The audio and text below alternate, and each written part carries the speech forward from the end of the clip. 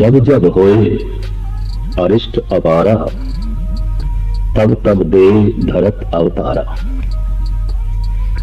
गुरु गोबिंद सिंह जी महाराज का यह अगम्य ख्याल जब सृष्टि विच अरिष्ट हो जाता है, अनर्थ हो जाता है, जीवन लक्ष्य सिर्फ दुनिया रह जाती है, दीन नहीं। जीवन मनोरथ सिर्फ विकार रह जाता है, सदाचार नहीं। जिंदगी की मंजिल ही लोग बन जाती है जिस तक के मनुख कभी पहुंचता नहीं। तो उस हालत विच सृष्टि अवगुणों की क्रूरता नाल भर जाती है, गुणों के स्वप्न तो खाली हो जाती है। ऐसे हालात विच धन गुरु गोबिंद सिंह जी महाराज फरमान करते हैं, जब जब होए अरिष्ट अपारा, तब तब देह धरत अवतारा।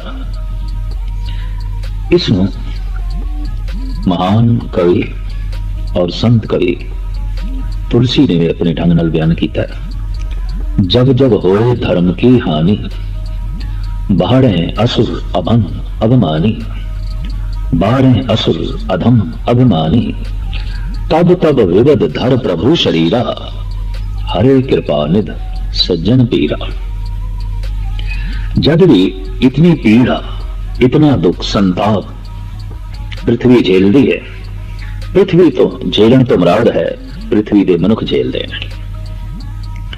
मनुख दा दुराचार, मनुख दा लोभ, मनुख दियां वासनावां पशुओं को प्रभावित नहीं करदियां। मनुख अपने विचार तो मनुखा को प्रभावित करता है, और सारियां दे विचार विच दुराचार होए तो मनुख की दुनिया के सिवाय टकराव तो और कुछ भी नहीं होता। पशु तो सुख विच जी रहे हैं, पशु विच लोभ नहीं है, पशु विच इंज कह लीए काम भी नहीं है। शरीर की अदक शक्ति काम बनती है सिर्फ उसकी लोड़, प्राकृतिक लोड़। पशु विच अहंकार भी नहीं है, अपनी मैं नूं, अपने आहंग नूं किसी थां ते भी प्रदर्शित नहीं करना चाहता। वो सुख विच है। मनुख सियाणा है, उन्होंने पता है कि मैं हाँ, और मनुख नूं यह भी पता है कि मेरा जन्म होया है, और मनुख नूं यह भी पता है कि मौत भी आवेगी। जब इन्हां सारियां गल्लां तो पशु वांझू है। उन्हें कोई पता नहीं कि मेरा जन्म होया है, उन्हें कोई पता नहीं कि मेरा मरण भी होगा। इसी जानकारी ने, इसी सियाणप ने, इसी बौद्धिक बल ने मनुख नूं दुराचारी बनाया, लोभी बनाया। दरअसल इस बौद्धिक बल के दीवे नाल इन्हें अपना हृदय का घर रोशन करना सी, पर इसने इसे दीवे नाल अपना घर जलाया, खाक किया। जब कोई इस दीवे नाल अपने मकान नूं जलांदा है और बहु गिणती विच मनुखता इसे ढंग नाल जीण लग पए, अपना ही घर साड़ना है, अपने घर नूं अग लानी है। तो ऐसे समय संसार जो शोलियां का रूप धारण कर लेंदा है, कोई अवतार आउंदा है, कोई परमात्मा की शक्ति लेके, कोई परमात्मा की प्रेरणा लेके, कोई परमात्मा का संदेशा लेके। धन गुरु गोबिंद सिंह जी महाराज उन्हां अनंत अवतारी पुरुषों के चों अपना एक खास स्थान रखते हैं। गुरु नानक की 10वीं जोत हेमकुंड के तपीश्वर। खास खूबी यह है कि इस महापुरुष ने, जगत गुरु गोबिंद सिंह जी महाराज ने, अपनी कथा आप लिखी है।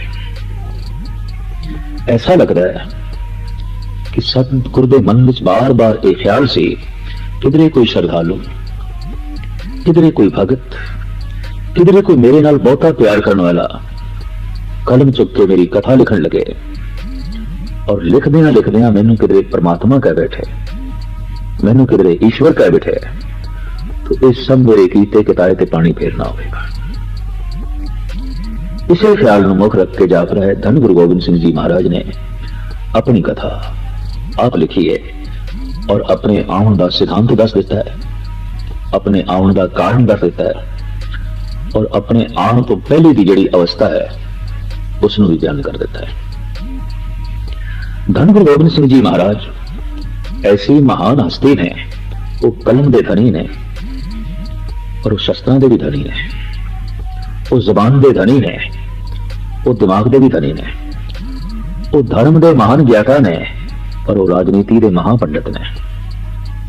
और महान समाज सुधारक। जिंदगी बहुपक्षी है गुरु गोबिंद सिंह जी महाराज की। शायर इसे वास्ते ही महान उर्दू के शायर अला यार खान ने कह देता है, एक आंख से क्या बुलबुला कुल बहर को देखे, सागर को या मझधार को या लहर को देखे। इस निक्की जिहा अख नाल मैं सागर दा तट वेखां, लहरां दे उछाल वेखां, गहराई नूं वेखां। अथाह है सागर। गुरु गोबिंद सिंह जी महाराज की जिंदगी कुछ उछाल भी है और जीवन में कुछ तट भी है और बड़ियां गहराइयां ने। उपरों उपरों देखिए तो वाकई गुरु गोबिंद सिंह जी महाराज का जीवन ज्वार भाटा है, जैसे सागर विच ज्वार भाटा सी उपरों उपरों देखते हैं। पर जैसे जैसे सागर दे गहरे तल दे चले जाइए, शांति है, ठहराव है। गुरु गोबिंद सिंह जी महाराज ਨੂੰ उपरों उपरों देखिए तो बड़ी भज दौड़ है, बड़ा ज्वार है। लेकिन गहराई दिश जाइए एक समाधि लीन आत्मा है, अठे पैर प्रभु नाल जुड़ी हुई आत्मा है, परम आनंद मानदी हुई एक आत्मा है। और बाहरों देखिए तो ज्वार है, अंदरों देखिए तो शांति है। बाहरों देखिए क्या क्रांति है, गहरे जात मार के देखिए तो शांति है। जिन्हां जिन्हां ने सिर्फ गुरु गोबिंद सिंह जी महाराज ਨੂੰ ਬਾਹਰੋਂ ਵੇਖਿਆ, ਬਾਹਰ ਦੀ ਇਸ ਕਿਰਿਆ ਨਾਲ ਸਾਡੇ देश के कुछ साधु संत सहमत ना हो सके। एक ऐसा संत तलवार चुक लेगी, एक ऐसा महर्षि तीर कमान चुक लेगी, एक ऐसा गुरु हाथ विच बंदूक है,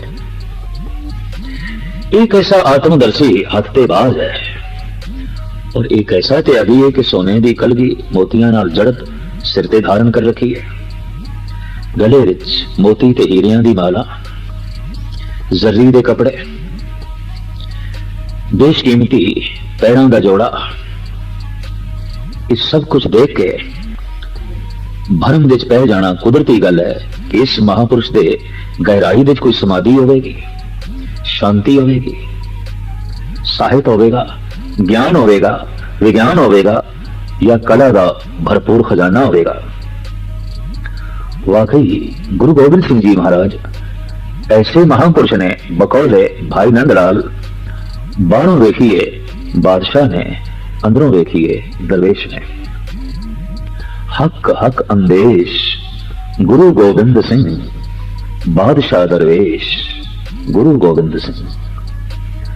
कलम रब्बी नगमे उगल दिए, पर तीर कमान बंदूक गरीब की रक्षा कर दी है।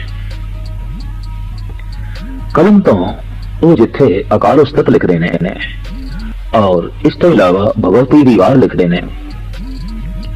जफरनामा जैसा एक महान बाकमाल साहित्य की रचना करते हैं, उथे उसी महान अगम्य कलम नाल वो अपनी कथा भी लिखते हैं, अपना जीवन भी लिखते हैं। धन गुरु गोबिंद सिंह जी महाराज इस कथा नू इस प्रकार आरंभ करते हैं। अब मैं अपनी कथा बखानो, तप साधित जह विध मोहे आनो। मैं जिस तरह हेमकुंड पर्वत पे तप कर रहा सी और तप करदियां किस तरह मैनू गुरु तेग बहादुर साहब जी महाराज के घर लिया गया, किस तरह मैं गुजरी दी कुख तो प्रगट होया। इस सारी घटना नू, इस सारे जीवन वृतांत नू गुरु गोबिंद सिंह जी महाराज इन बयान करते हैं।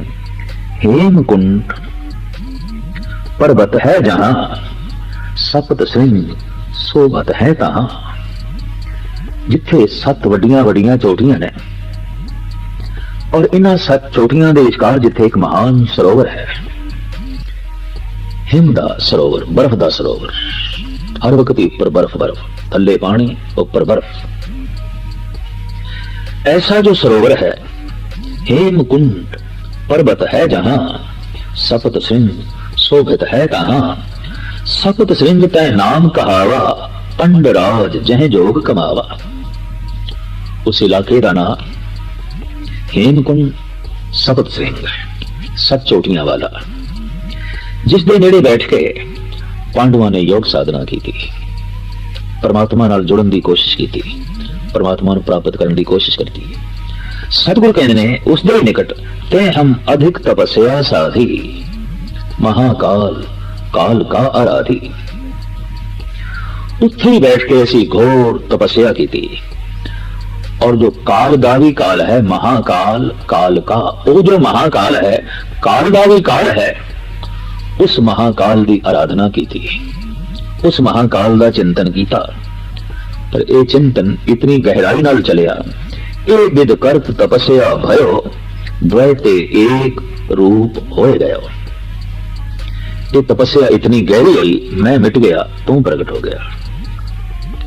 ये आराधना इतनी गहरी हुई, दुविधा मिट गई, एक बच गया, एक रूप हो गया सी। एको ब्रह्म द्वितीया नास्ति, जो स्वयं एक का रूप हो जाता है, उसनों फिर एक दिखाई देता है। वो बोल भी एक दे बोलता है, वो सुनता भी एक नूं है, उसकी सोच दे भी एक आउंदा है, उसके विचारां दे प्रवाह दे भी एक आउंदा है, उसकी कथनी दे एक, उसकी रहनी दे एक, उसकी करनी दे एक। इस तरह सतगुरु कहते हैं कि असी दो तो एक रूप हो गए, एक परमात्मा एक मैं, और मैं नहीं रहा और परमात्मा। तात मात मुर अलख आराधा, बहुविध जोग साधना साधा। मेरी माता ने, मेरे पिता ने घोर आराधना की थी। अंदाजन 26 साल धन गुरु तेग बहादुर साहब जी महाराज बाबे बकाले दे भोरे दे चले, घोर साधना कर दे, साधना सफल हो गए। मदद दे रहे जगत माता गुजरी जी, आप जी की सुपत्नी। ये घोर साधना, ये तपस्या सिरे चढ़ी।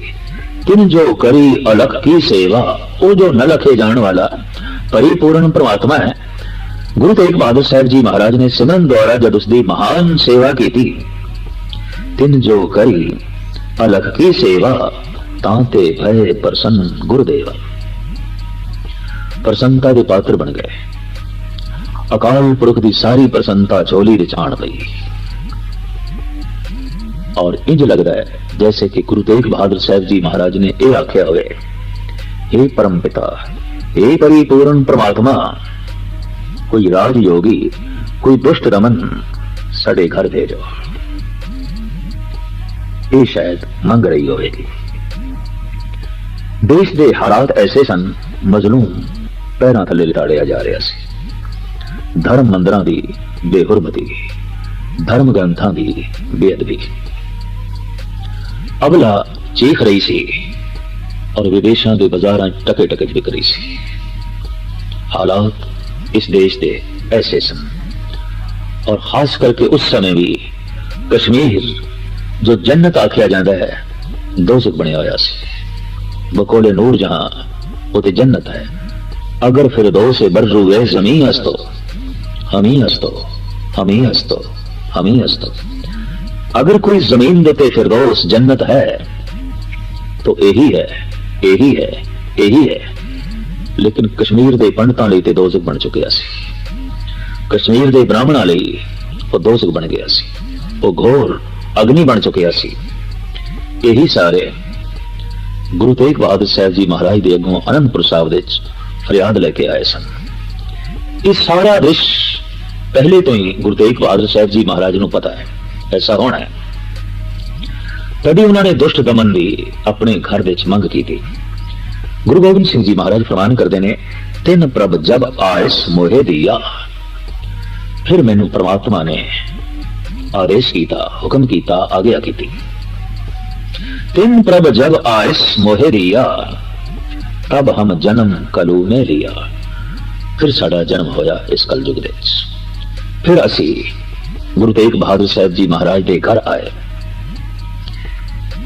ये कथा इस गल भी प्रगट करती है कि किसी परम आत्मा, किसी परम पुरख को अपने घर विच प्रगट होने लई घर का वातावरण वैसा ही बनाना पैंदा है, घर का माहौल वैसा ही बनाना पैंदा है। गुरु नानक देव जी महाराज का एक वाक, कली अंदर नानका जिन्ना दा अवतार, पुत जनूरा धी जनूरी जोरू जिन्ना दा सिकदार। महाराज कहते मैं देख के हैरान हाँ गुरु नानक देव जी महाराज कि कलयुग के अंदर इस दौर के अंदर घर विच पुत्रां दा जन्म नहीं हो रहा, जिन भूतां दा जन्म हो रहा है। कल्ली अंदर नानका जिन्ना दा अवतार, पुत जनूरा धी जनूरी जोरू जिन्ना दा सिकदार। धी भी जिन भूत है, पुत्र भी जिन भूत है, और इस तरह घर भूत खाने बनते जा रहे। घर घर विच मनुख नहीं रहे, भूत रह रहे ने। भगत कबीर भी इस नाल सहमत ने। कबीर जी कहते ने, कबीर जय घर साधना सेविए हर की सेवा ना है, ते घर मरहट सार के भूत बसे तिन माने। हुण घर विच हरि नहीं है, घर विच भगवान नहीं है तो घर विच शैतान आ जाएगा। जे घर विच चानना नहीं है तो घर विच हनेरा आ जाएगा। जे घर विच नेक औलाद नहीं है तो कुदरती गल है बुरी औलाद। हर वक्त माड़ी सोचनी।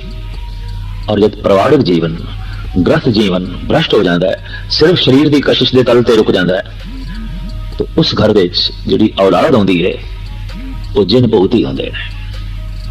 उन्हां ते मान नहीं कीता जा सकदा। गुलाब दे फुल उगाउण लई जैसे धरती का वातावरण माहौल बनाना पैंदा है, कोमल बनानी पैंदी है, धरती नूं सवारना पैंदा है। किसी परम पुरख नूं अपने घर विच प्रगट होण लई अपनी कोख वैसी बनानी पैंदी है, अपना जिस्म वैसा बनाना पैंदा है, अपना मन वैसा बनाना पैंदा है, और उसके आउण दी अपने ढंग नाल तैयारी करनी पैंदी है। अगर ये तैयारी ना होए तो घर विच नेक पुरुषां दा जन्म बंद हो जाता है, जैसे कि इस मौजूदा दौर विच है। और जिसकी तस्वीर कशी करते ने धन गुरु नानक देव जी महाराज कि कली अंदर नानका जिन्ना दा अवतार, पुत जनूरा धी जनूरी जोरू जिन्ना दा सिकदार। महाराज कहते तिन प्रभ जब आयस मोहे दिया, तब हम जन्म कलू में लिया। चित न भयो हमरो आवन के, चुभी रही सुत प्रभ चरणन में। हेमकुंड तो आने लिए मेरा चित नहीं करता सी, क्यों? सुरत प्रभु दे नाम विच जुड़ी हुई, एक रूप हो गया, परम आनंद छाया रहा, और परम आनंद विच समा खो जाता है। दुख विच, पीड़ा विच, संताप विच समा लंबा हो जाता है। जितना दुख गहरा उतना समा लंबा, जितनी पीड़ा ज्यादा उतना समा लंबा। और जैसे जैसे पीड़ा घटती है समय की लंबाई घटती है। रस दे समा छोटा हो जाता है, परम आनंद दे समा खो जाता है। अकाल का चिंतन वाकई मनुख नूं अकाल अवस्था च लै जांदा है, जिथे काल नहीं, जिथे समा नहीं, जिथे वक्त नहीं। पातशाह कहने बड़े आनंद से चित मेरा नहीं करता सी। चित ना भयो हमरो आवन के, चुभी रही सुत प्रभु चरणन में। ज्यों त्यों प्रभ हमको समझायो, इन कह के ऐ लोक पठायो। जिस तरह जिवें तिवें करके प्रभु ने मैनू प्रेरणा दी, नहीं जाना है, जाना है, जाना है। हुक्म नूं मनदे होया असी आए।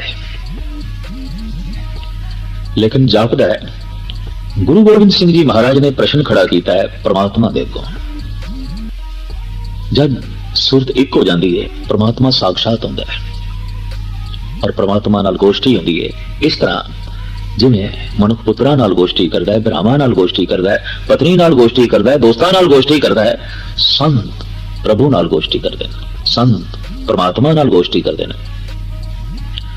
और ऐसी हालत भी बन जाती है जब पूर्ण तौर पर साधना करदियां करदियां कोई भगत चुप कर जाता है, फिर उत्थे परमात्मा बोलता है। दो इकट्ठे बोलन तो पल्ले कुछ नहीं पेगा। धर्म की मूल साधना भी अपने आप नूं चुप कराने वास्ते है, ताकि प्रभु बोले। महान ने ओ मौनी जिन्होंने ने अपने मन नूं चुप करा लिया। अजे ओ बैरूनी साधना विच उलझे हुए ने जो सिर्फ जबान नाल ते चुप कर ले, मौन धारण कीता है, मन बोली जा रहा है, अजे परमात्मा नूं बोलण का मौका नहीं मिले, अजे परमात्मा चुप है। सभ्यता भी यही कहती है कि जब एक बोल रहा होवे दूसरा चुप कर जाए, लगता है ये सभ्यता भी संत जना ने परमात्मा तो सीखी है, ईश्वर तो सीखी है। जिन्ने चिर तक मनुख का मन बोलता है, इतने चिर तक परमात्मा नहीं बोलता, और जदों मनुख का मन चुप कर जाता है, परमात्मा बोलना आरंभ कर देता है। इस्लामी जगत दे एक बड़ी गजब की कथा है। मिस्र दे होए ने मंसूर जुनैद दे मुरीद कहते ने एक दिन ऐसी घटना घटी, मन चुप कर गया। बड़ी उच्ची आवाज विच बोल निकले, अनल हक, अनल हक, अनल हक। जुनैद ने यह सुने कि मेरे बेटे सच की सदा प्रगट हुई है, हक की आवाज बाहर निकली है, पर जगत के झूठ दे ये तालमेल नहीं खाएगी। हो सकता है कोई कर्मकांडी शरई लोग तेन सजा दें, इस वास्ते अज वायदा कर कि अनल हक ये तू नहीं आखना। हक कहने ने सच न, सच कहने ने ईश्वर नो, खुदा नो। मैं सच हो गया, मैं सच हो गया, मंसूर ये कह रहा सी, जिसनों कबीर कहते ने सोई फिर के तू भाया जां को कहता और, जिन्हों मैं होर कहता सी वो तो मैं खुद निकलिया। सेम उस तरह मंसूर कह रहे ने। जुनैद कहते ने ये नहीं कहना तो, मंसूर कहते अच्छा नहीं कहांगा मेरे मुर्शद, पर नहीं मैनू तेरे ते भरोसा नहीं, तेरी मस्ती ते भरोसा नहीं, तो खुदा की कसम चुक नहीं कहेगा। अच्छा कसम खुदा नहीं आखांगा। जुनैद उसे रात वक्त दे मीर दे घर दावत ते सी, खाना खाण जाना सी, वो नाल मंसूर नूं भी ले गया। उत्थे बड़े बड़े उलमा उमरा फकीर पहले ही आए हुए सन। दस्तरखान ते जब सारे बैठे हैं तो चर्चा वार्तालाप शुरू हुई खुदा दी, परमात्मा दी। श्रोता केवल मंसूर बाकी बोलते पैने, कहते पैने कुछ ना कुछ, ये श्रोता बनया है। ऐसी हालत बनी, उच्ची आवाज विच निकल गया, अनल हक, पकड़िया गया। काफर होने का इल्जाम लग्या। 15 दिन मुकदमा चलन तो बाद सजाए मौत सुनाई गई, सूली ते चढ़ना। और जब सूली की तरफ ले जा रहे हैं खड़ा कर दिता है, सूली चढ़न लई जुनैद कोल पहुंचे। कहता है मेरे बेटे मैं मनदा तू बेकसूर है, पर याद रख बहुत बड़े कसूरवारां दी भीड़ विच एक दा बेकसूर होना भी कसूर है। मैं तेरा धन्यवाद करना आया, तेरे इस खुदा प्रगट होया, मैं तेनू मुबारक देन आया, तेरी मेहनत सफल हुई, पर मैनू तेरे ते गिला है, मैं गिला भी करना आया। तू खुदा की कसम चुकी सी कि मैं अनल हक नहीं आखांगा, पर तू आखे है। क्यों कसम क्यों? तो मंसूर कहता मेरे मुर्शद मैं कसम नहीं तोड़ी, मैं कसम चुकी सी कि मंसूर, और जब खुदा ही बोल पड़े तो फिर मैं की करा। मेरी कसम मंसूर ते चल सकती है, मेरी कसम खुदा ते नहीं चल सकती। लगता है गुरु गोबिंद सिंह जी महाराज के अंदर इस तरह ही प्रभु बोले ने। परमात्मा अगे जो बाणी है इसका सिरलेख है, अकाल पुरख बाज अस कीट प्रत। अकाल पुरख दे बचन मैं कीट प्रति, मैं कीड़े प्रति। अकाल पुरख ने गुरु गोबिंद सिंह जी महाराज नाल वार्तालाप की, जो बोले ने उन्होंने बोला नो धन गुरु गोबिंद सिंह जी महाराज अपनी बाणी विच कलम बंद करते हैं और कहते हैं ये बोल भी मेरे नहीं, अकाल पुरख दे ने, परमात्मा दे ने। मैं श्रोता बनिया रहा, वक्ता परमात्मा, और उस वक्ता परमात्मा के जिहड़े बोल ने मैं अपनी कलम विच लिख के जगत के सामने रख रहा। प्रभु मेरे नाल इस तरह बोले है, अकाल पुरख वाच अस कीट प्रत। की बचन ने आप इसनों तवज्जा पूर्वक श्रवण करने की कृपालता करो। अकाल पुरख दे बचन श्रोता बन के जो गुरु गोबिंद सिंह जी महाराज ने सुने, उन्होंने बचनों को अपनी कलम की भेंट करते हैं धन गुरु गोबिंद सिंह जी महाराज, और इन्होंने बचनों का नाम रखते हैं अकाल पुरख बाच अस कीट प्रत। जब पहले हम सृष्ट बनाई, दैत रचे दुष्ट दुखदाई। जब असी सब तो पहले सृष्टि की साधना की थी, उस वक्त महान अंधकार दे जीण वाले दैत लोग ही सन। कोई सूझ नहीं सी, कोई समझ नहीं सी, ज्ञान दा विज्ञान दा कोई पसारा नहीं सी। इसे आहिस्ता आहिस्ता विकास होया। ए भुज बल बवरे होए गए, पूजत परम पुरख रह गए। वो ताकत की पूजा करते सन, शक्ति की पूजा करते सन। उन्होंने दैतां दे चों जिहड़ा ताकतवर सी ਉਸ ਨੂੰ ਸਜਦਾ ਕਰਦੇ ਸਨ, ਉਹਨੂੰ ਹੀ ਰੱਬ ਮੰਨਦੇ ਸਨ, ਉਹਨੂੰ ਹੀ ਪਰਮਾਤਮਾ ਮੰਨਦੇ ਸਨ। ਤੇ ਹਮ ਤਮਕ ਕਨਕ ਮੋਹ ਖਾਪੇ, ਤਿਨਕੀ ਠੌਰ ਦੇਵਤਾ ਥਾਪੇ। ਫਿਰ ਮੈਂ ਆਪਣੀ ਸ਼ਕਤੀ ਦੇ ਨਾਲ ਉਹਨਾਂ ਨੂੰ ਨਾਸ ਕੀਤਾ ਤੇ ਉਹਨਾਂ ਦੇ ਥਾਂ ਤੇ ਦੇਵਤਿਆਂ ਦੀ ਸਥਾਪਨਾ ਕੀਤੀ। ਗਿਆਨੀ ਭੇਜੇ, ਸੂਝਵਾਨ ਭੇਜੇ, ਪਰ ਦੈਤਾਂ ਦੀ ਤਰ੍ਹਾਂ ਇਹ ਵੀ ਬਲ ਪੂਜਾ ਉਲਝਾਏ, ਆਪਨ ਹੀ ਪਰਮੇਸ਼ਰ ਕਹਾਏ। ਉਹਨਾਂ ਨੇ ਵੀ ਆਪਣੇ ਆਪ ਨੂੰ ਪਰਮਾਤਮਾ ਕਹਿਲਾਣਾ ਸ਼ੁਰੂ ਕੀਤਾ। ਅਸੀਂ ਹੀ ਰੱਬ, ਅਸੀਂ ਹੀ ਪਰਮਾਤਮਾ, ਔਰ ਪਰਮਾਤਮਾ ਨੂੰ ਭੁੱਲ ਗਏ। ਉਹ ਵੀ ਸ਼ਕਤੀ ਦੇ ਉਪਾਸ਼ਕ ਬਣ ਗਏ। ਜਿਹੜਾ ਤਾਕਤਵਰ ਸੀ ਉਹੀ ਉਹਨਾਂ ਦਾ ਭਗਵਾਨ ਬਣ ਗਿਆ। ਭਗਵਾਨ ਭਗਵਾਨ ਨਾ ਰਿਹਾ। महादेव अच्युत कहायो, विष्णु आप ही को ठहरायो। ब्रह्मा पार ब्रह्म बखाना, न किन्हू जाना। ब्रह्मे ने अपने आप ਨੂੰ ही पार ब्रह्म कहलाना शुरू किया। विष्णु नेचल बने गए, महादेव अच्युत कहलाए।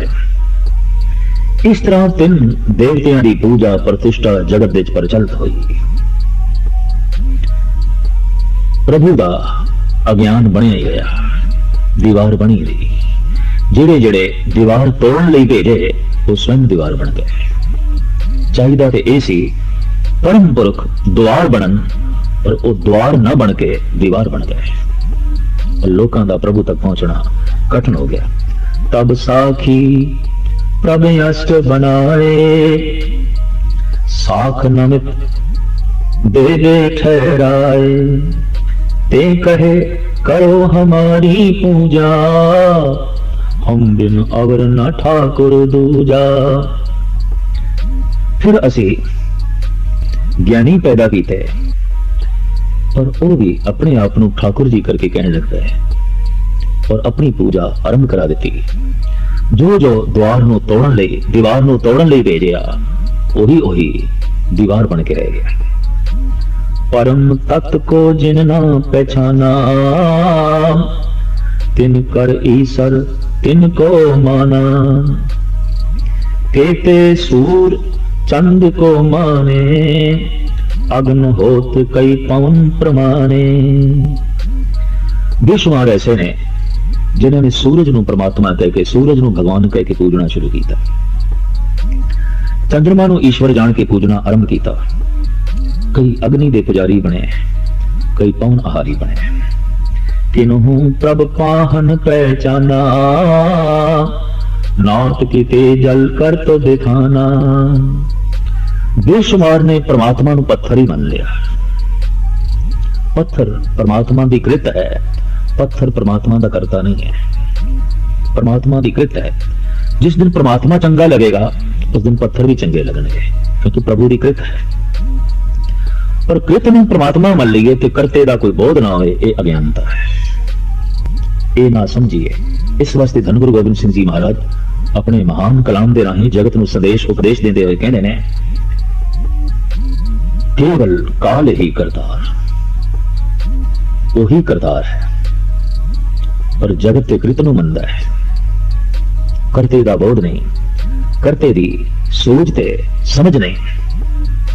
इस वास्ते धन गुरु अर्जन देव जी महाराज भी फरमान करते हैं, चेरी की सेवा करे ठाकुर नहीं दीसे, पोखर नीर बिरोली है माखन नहीं नीसे। कलगीधर पिता इसमें इंज भी बयान करते हैं, अकृता कृत है, अमृता मृत है। परमात्मा स्वयं अकृत है, किसी की कृत नहीं। सब कुछ उसे भी कृत है और वो किसी की कृत नहीं। वो जो अकृत है उसकी कृत है पत्थर। पत्थर परमात्मा बन गया। कर्ता का कोई बोध नहीं, कर्ता का कोई ज्ञान नहीं। और ये भी गुरबाणी का फैसला है, जिस जिसनों और जैसे जैसे नूं परमात्मा मनांगे वैसे वैसे परमात्मा सामने प्रगट होता जाएगा। भूतां नूं मनण वालियां दे अगों भूत प्रगट होंदे ने, प्रेतां नूं मनण वालियां दे अगों प्रेत प्रगट होंदे ने, देवी देवतियां नूं मनण वालियां दे जीवन दे देवी देवते प्रगट होंदे ने, शैतान नूं मनण वालियां दे अंदर शैतान प्रगट होंदा है, भगवान नूं मनण वालियां दे अंदर भगवान प्रगट होंदा है। जैसा से तैसा होए। तो महाराज कहते ने कितने आने थे, पत्थर नूं ही परमात्मा पहचानिया ते अनेकां ने वध वध विधि के मुताबिक थां थां दे तीर्थां दा दरियावां दा इशनान करते ने कि इन्हूं प्रभ पाहन पहचाना नाथ किते जल करत विधाना के तक कर्म करत डर पाना धर्म राज को धर्म पछाना। कितनिया ने धर्मराज नो ही करता धरता मन लिया और उस मौत तो डरदियां डरदियां धार्मिक कर्म करी गए, धर्म की साधना करते गए। धर्म की साधना प्रभु प्यार ते नहीं खड़ी, धर्म की साधना मौत के डर ते खड़ी, किधरे मौत ना आवे। जो प्रभ साख नमित ठहराए ते हिया आए प्रभु कहवाए ताकि बाग बिसर जात भी अपनी अपनी परत शोभ भी। जितने प्रभु का जस फैलाने वास्ते जगत विच आए वो अपना ही जस सुनन विच लीन हो गए, अपनी ही महिमा सुनन विच लीन हो गए। गुरु गोबिंद सिंह जी महाराज कमाल की जरूरत के नाल धार्मिक दुनिया का इतिहास धार्मिक दुनिया के सामने रख रहे हैं। जब प्रभु को ना तिने पहचाना तब हर इन मनुष्यन ठहराना ते भी बस ममता हो गए परमेश्वर पाहन ठहरे। बड़े बड़े देवी देवते बड़े बड़े बाकमाल शक्तियों के मालिक जब दीवार बन गए तो फिर एक ऐसा दौर आया, आम साधारण मनुष्य आए अगे जो देवते नहीं सन, जो परम शक्तिशाली नहीं सन। इन्होंने परमात्मा की चर्चा छेड़ी पर कुदरती गल जो परमात्मा की चर्चा छेड़े परमात्मा की गल करे जगत उन्होंने गल करता है। और कई दफा परमात्मा की गल करने वाले फिर अपनी गल सुनने विच इतने लीन हो जाते हैं कि परमात्मा की तो गल ही करना भुल जाते हैं, उहदे ते बोल बोलने ही भुल जाते हैं। साहब कहते हैं आम साधारण मनुष्य भी इस तरह ही भटकता है और वह भी इत्थे ही आन के आखिर टिके परमेश्वर पाहन ठहरा है। उन्होंने भी परमेश्वर पाहन ही बन गया, पत्थर ही बन गया। तब हर सिद्ध साधक ठहराए तिन भी परम पुरख नहीं पाए। जे कोई हो तो भयो जग स्याना तिन तिन अपनो पंथ चलाना। फिर तरह तरह के सिद्ध आए, जती आए, नाथ आए। महाराज कहते इन्हां दे जिहड़ा चोटी दा सियाणा सी मंडलेश्वर बनया पर मंडलेश्वर तो बाद वो भी परमात्मा जान के पूजिया गया और इस तरह प्रभु दा पंथ मनुख दा पंथ बन के रह गया, परमात्मा दा पंथ व्यक्तियों दा पंथ बन के रह गया। परम पुरख किन्हू ने पायो बैरबाद अहंकार बढ़ायो। पेड़ पात आपन ते जले प्रभ कै पंथ न को चले। कोई जल दे मार्ग ते चल रहा है, कोई दरख्तां दे मार्ग ते चल रहा है, कोई पत्थरां दे मार्ग ते चल रहा है, कोई सूरज चंद तारियां दे मार्ग ते चल रहा है, कोई सिद्ध साधकां दे मार्ग ते चल रहा है। धन गुरु गोबिंद सिंह जी महाराज कहते प्रभु के मार्ग से कोई भी नहीं चल रहा। कोई चल रहा है सूरज तक पहुंचने लई, कोई चल रहा है चंद्रमा तक पहुंचने लई, कोई चल रहा है एक पत्थर तक पहुंचने लई, कोई चल रहा है एक दरिया सागर तक पहुंचने लई और कोई चल रहा है पिपल जन दरख्तां तक पहुंचने लई, कोई चल रहा है सप्पां ते गऊआं तक पहुंचने लई। प्रभु सब दी यात्रा इस तरह है, सब दी यात्रा का मंजिल केंद्र स्थान किधरे गौ है, किधरे सप है, किधरे देवी देवता है, किधरे सिद्धनाथ है, किधरे वगदियां नदियां ने, किधरे खड़े पहाड़ ने। प्रभु तो उन्होंने मंजिल नहीं है, वो तेरे मार्ग ते नहीं ने। प्रभ के पंथ ना को चले, तेरे पंथ ते तेरे रस्ते ते मैनू कोई चलदा नहीं दिखाई दे रहा। धन गुरु गोबिंद सिंह जी महाराज दा ये परम बात। जिन जिन तनक सिद्ध को पायो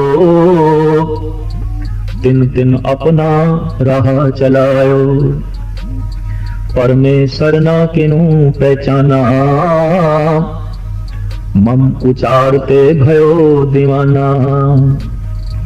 जिन्होंने भी मंत्र जपदियां थोड़ी जिहा सिद्धि की प्राप्ति हुई उन्होंने वो रास्ता बनाया जो उन्हां तक पहुंचे, उन्होंने वो मार्ग नहीं बनाया जो प्रभु तक पहुंचे। साहब कहते ने इस तरह संसार विच अनेकां रस्ते हो गए, मंजिल परमात्मा ना बने। परम तत्व किन्हू न पछाना, आप भीतर उलझाना। तब जे रिखराज बनाए, तिन आपन पुन सिमरत चलाए। जे सिमरतन के भय अनुरागी, तिन तिन क्रिया ब्रह्म की त्यागी। फिर सिमरतियां दे पंथ चले, 27 सिमरतियां। और धन गुरु गोबिंद सिंह जी महाराज कहते ने जो इन्हां दे अनुरागी बन गए वो प्रभु दे अनुरागी ना बन सके, ईश्वर दे अनुरागी ना बन सके। जिन मन हर चरणन ठहरायो, सो सिमरतन के राह न आयो। ब्रह्माचार ही वेद बनाए, सर्व लोक तह कर्म चलाए। फिर ब्रह्मे की दुनिया आई, इसने 4 वेद बनाए और 4 वेदां दे राही कर्म कांड प्रचलित किया। श्री कृष्ण जैसी महान हस्ती ने भी कहना पिया, त्रयी गुणी वेद विशा नस्त्रयी गुणी भवार्जन। ऐ अर्जन, वेदां दा विशा 3 गुण है, संसार की व्याख्या करते हैं। कुछ थोड़े जिहा मंत्र ने जो परमात्मा की गल है, संसार की गल है, वनस्पति की गल है, राग की गल है, धरती की गल है, ग्रह नक्षत्रों की गल है, शरीरक नाड़ियां की गल है, ज्ञान की गल है, विज्ञान की गल है, भगवान तो कोसों दूर है। इस वास्ते धन गुरु गोबिंद सिंह जी महाराज कहते ने ब्रह्माचार ही वेद बनाए, सर्व लोक तै कर्म चलाए। जिनकी लिव हर चरणन लागी, ते वेदन ते भय त्यागी। जिन मत वेद कतेबन त्यागी, पार ब्रह्म के भय अनुरागी। तिनके गूढ़ मत जे चलही, भांत अनेक दुखन सो दलही। इस बाद जो वारी आई, धन गुरु गोबिंद सिंह जी महाराज इन फरमान करते ने, फिर समा आया जे जी जातन ते डरे। परम पुरख तज तिन मग परे, ते नर कुंड मोह परई। बार बार जग मोह बप धरई। फिर कौन आया, तब हर बौर दत्त उपजायो। दत्तात्रेय बड़ी उमंग लेके आया, बड़ी तरंग लेके आया, बड़े गहरे विचार लेके आया और बड़ा एहसास दा मादा सी इसने। कहते इसने 24 थावां तो प्रेरणा लई, इसके 24 गुरु बने, इल भी गुरु बनी। एक इल दे पंजां दे मांस का टुकड़ा सी, 10-20 इल्लां उसका पीछा कर रही ने, उसके कोल खोन की कोशिश कर रही ने। वो बड़ी दुखी है, घिरी हुई है। आखिर तंग आके उसने मांस का टुकड़ा त्यागया और उन्होंने 20 ने भी उसको छोड़ दिता। दत्तात्रेय की समझ च आई, एक वासना छोड़िए सारे विकार छोड़ जाते हैं। एक हंकार नूं त्यागी है, सारे दुख अपने आप नस जाते हैं। इस तरह पशु पक्षी ते मनुखा तो थां थां ते प्रेरणा लई दत्तात्रेय ने। बहुत सियाणा, बड़ा सूझवान और कुदरती गल जब सियाणप वधदी है, ज्ञान वधदा है, नाम रस वधदा है तो पूजा वधदी है और कई दफा उस तो वध पूजा हो जाती है। शेख सादी साहब ते कहा, मनुख जिन्हां दी पूजा उन्हां दी हस्ती तो ज्यादा नहीं हुई। महान ने वो मनुख जिन्हां दी उपमा उन्हां दी महानता तो ज्यादा नहीं हुई। क्योंकि जब मनुख की जितनी हस्ती है, उपमा उस तो ज्यादा हो जाए, पूजा उस तो ज्यादा हो जाए, तो फिर हंकार पैदा हो जाता है और निरंकार ओले हो जाता है। और इस तरह का मनुख फिर अपना ही कोई मार्ग चला बैठता है, प्रभु का मार्ग भुल जाता है। तब हर बौर दत्त उपजायो, तिन भी अपना पंथ चलायो। कर्मो नख सिर जटा सवारी, प्रभु की क्रिया कछ न विचारी। इसने भी हुक्म कर दिता, हाथों के नाखून नहीं कटने, सिर दे केसां नूं जटावां दी शक्ल देनी है। और इस तरह दत्तात्रेय का पंथ बन के रह गया। जो प्रभु का पंथ बनना सी, दत्तात्रेय का पंथ बन गया। तुम हर गोरख को उपराजा, सिख करे तिन्हू बड़ राजा। फिर गोरख का जमाना आया, बड़िया उम्मीदां इस नाल बजियां। ये ऐसा साधक सी, सवेरे कुछ होर साधना करता है, दोपहरे कुछ होर करता है, शामी कुछ होर करता है, रात को कुछ होर करता है। प्रभु प्राप्ति की विधि रोज बदल देंदा सी, साधना का ढंग रोज बदल देंदा सी। चेलियां लई बड़ी कठिनाई सी। अज गोरख ये कह रहे हैं, कल कुछ होर, अज गोरख ये कर रहे हैं, कल कुछ होर। आखिर एक शब्द साडे देश दे प्रचलित होया, गोरख धंधा। ये ते गोरख धंधा है, कौन इस देश पवे ते उलझ के रह जाएगा, फंस के रह जाएगा। और जब कोई साधक पुछ बैठता सी, सवेरे तुसी ये कीता, शामी ये कर रहे हो, राती ये कर रहे हो, और कल तुहाडा नियम फिर बदल जाता है। वख-वख विधियां दा उपयोग कीता और गोरख कहने लगे हर विधि नाल पहुंचिया जा सकता है, हर विधि दे फसिया जा सकता है। तो कबीर कहते फासन की विद सब को जाने, छूटन की एक गोली। फसना ते सारे जानते ने, मुक्त होना कोई कोई। इस तरह जगत दे प्रचलित हो गया गोरख धंधा, जिहड़ा फस गया सो फस गया। बड़े बड़े राजे महाराजे भी गोरख धंधे तो प्रभावित होए। भरतरी, गोपी चंद और इस तरह के होर प्रतिष्ठित मनुख जोगी बने, गोरख के अनुयायी बने। सरवन फाड़ मुंदरा दोए डारी, हर की प्रीत रीत न बिचारी। कन पाड़ के मुद्रा पवा दित्तियां, प्रभु की प्रीत का मार्ग ये भी ना रह गया, ये भी रिधियां सिद्धियां का मार्ग बन के रह गया, उमर नूं वड्डे करन दा मार्ग बन के रह गया। उन हर रामानंद को करा, भेष बैरागी को जिन धरा। कंठी कंठ काठ की डारी, प्रभ की किरिया कछ न बिचारी। योग मत तो बाद बैरागियां की लहर चली, स्वामी रामानंद दे आसरे थे। पर धन गुरु गोबिंद सिंह जी महाराज कहते ने ये भी रामानंद ही पंथ बन के रह गया। और एक निराली दुनिया ऐसी बनी जो संसार दे त्याग नूं ही महान त्याग समझदी सी। संसार दे त्याग नूं गुरु नानक ने त्याग ही नहीं मनिया। गुरु नानक ते कहने ने बिन हों त्याग कहां को त्यागी, बिन बैराग कहां को बैरागी। जिसने अहंकार का त्याग कर दिता सब तो बड़ा त्यागी है। और कबीर भी संसार दे त्याग नूं त्यागी नहीं मनदे। इस तरह कबीर गुरु नानक नाल सहमत ने। कबीर कहते हैं माया तजी ता क्या भया, जो मान तजा नहीं जाए। मान मुनि मुनवर गले, मान सदै को खाए। धन का त्याग कीता है, पर हूं त्याग का भी त्याग कर। त्याग तेरा पीछा कर रहा है, त्याग का अहंकार मौजूद है, त्याग तेरे नाल चल रहा है। जे प्रभु परम पुरख उपजाए, तिन तिन अपने राह चलाए। महादीन तब प्रभु उपराजा, अरब देश को कीनो राजा। तिन भी एक पंथ उपराजा, लिंग बिना कीने सब राजा। धन गुरु गोबिंद सिंह जी महाराज की जरूरत बा कमाल। आप कहते हैं हिंदुस्तान विच इस तरह अवतारां दा दौर चल रहा सी, वख वख पंथ इन्हां दी भीड़ चल रही सी। उसे दौरान अरब देश विच भी एक धार्मिक पैगंबर आया, महादीन मोहम्मद साहब। उसने भी साफ कह दिता सुन्नत। दरअसल शरीर के किसी हिस्से में पाड़न विच गुरु नानक गुरु गोबिंद सिंह जी सहमत नहीं। चाहे वह कन पाड़ना हो, चाहे नक पाड़ना हो, चाहे किसी इंद्रिय पाड़ना हो, कटना हो। इस नाल गुरमत सहमत नहीं। इस नाल एक गल स्पष्ट हो गई कि परमात्मा ने इन्हां दी बनतर विच कोई गलती की है, कोई भुल की है, और इसका सुधार करना है, इसकी सुधाई करनी है। इस वास्ते गुरमत सुन्नत दे नाल सहमत ना हुई और गुरमत कन पाड़न दे नाल सहमत ना हुई। अगर वाकई परमात्मा मुद्रा चाहता तो कन फाड़ के भेज सकता सी। अगर वाकई वो नक दे नकेल चाहता, कोई लौंग चाहता, तो नक दे सुराख करके उसने भेजना सी। और भगत कबीर ते इत्थे तक कहने ने सुनत करे जे तुर्क होएगा, औरत क्या क्या करिए। अर्ध शरीरी नार न छोड़े तांते हिंदू ही रहिए। भगत कबीर। कबीर कहने चलो मान लेंदे हां, सुनत करके कोई मुसलमान हो गया तो फिर औरत दी किस तरह सुन्नत करोगे, वो तो हिंदू ही बनी रही। एक कबीर दी तर्क बड़ी प्रबल। सख्त सने कर तुर्क होएगा, मैं न डरूंगा भाई। जोड़े खुदाए को तुर्क करेगा, आपने ही कट जाए। भगत कबीर कहने ने अगर परमात्मा नूं मेरा मुसलमान होना मंजूर होया तो सुन्नत करके मैंने जन्म देंदा। उन्हें मेरी सुन्नत नहीं की थी, कोई मेरी सुन्नत नहीं कर सकता। तिन भी एक पंथ उपराजा, लिंग बिना कीने सब राजा। सब ते अपना नाम जपायो, सत नाम काहू ना गिड़ायो।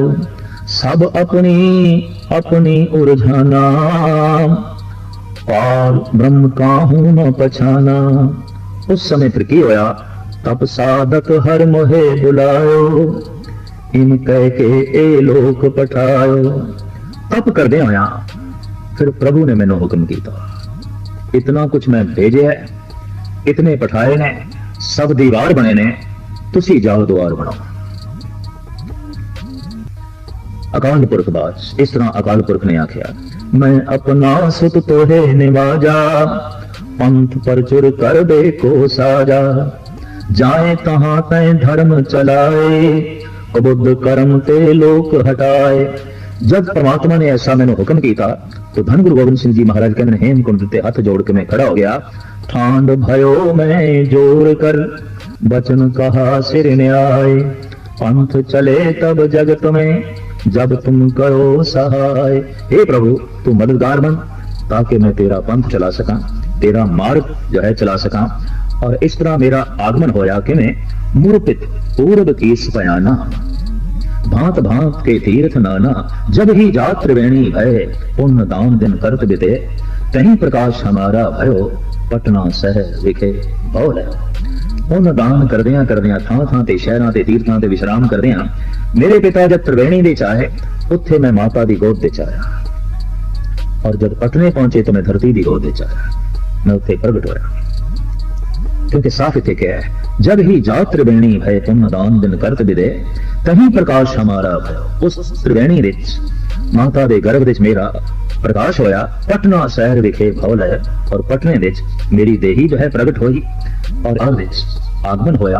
पहला काम गुरु गोबिंद सिंह जी महाराज ने जोड़ा पटने विच कीता, पाटलिपुत्र पटने विच गंगा दे तट ते राजे अशोक ने अपनी तलवार गंगा दे सुट दित्ती सी, और इस तरह ये देश हजारों साल तक गुलाम हो गया।